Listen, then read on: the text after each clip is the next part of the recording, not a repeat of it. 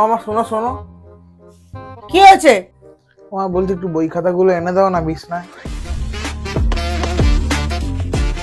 তোকে আমি বই খাতা বিছানায় এনে দেবো? টেবিল চেয়ারে গিয়ে পড়তে বস, বিছানায় বই খাতা এনে দাও। দূর, বিছনা ছাড়া পড়া হয়?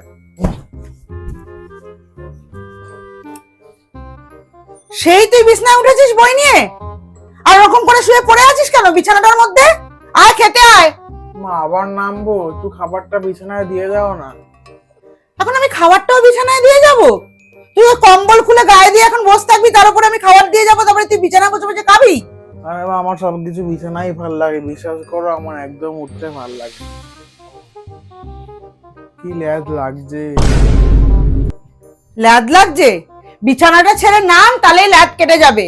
সারাটা দিন বিছানায় পড়ে থাকিস ভাবি তুই, বিছানা ছেড়ে তুই নামতেই চাস না। কি অবস্থা করেছিস বিছানাটাকে, এবার তো বিছানাটার দম বন্ধ হয়ে যাবে। দয়া করে নেমে তুই ওকে উদ্ধার কর। আরে ধুর মা, কিচ্ছু হবে না। ঠিক তো? কিচ্ছু হবে না তো? ঠিক আছে, আজকে বাথরুম পেলেও আমি তোকে বিছানা থেকে নামতে দেবো না। তুই থাক বিছানার মধ্যে বসে, আমি দেখবো তুই কতক্ষণ বিছানার মধ্যে বসে থাকতে পারিস। দূর, যখন পাবে তখন দেখা যাবে।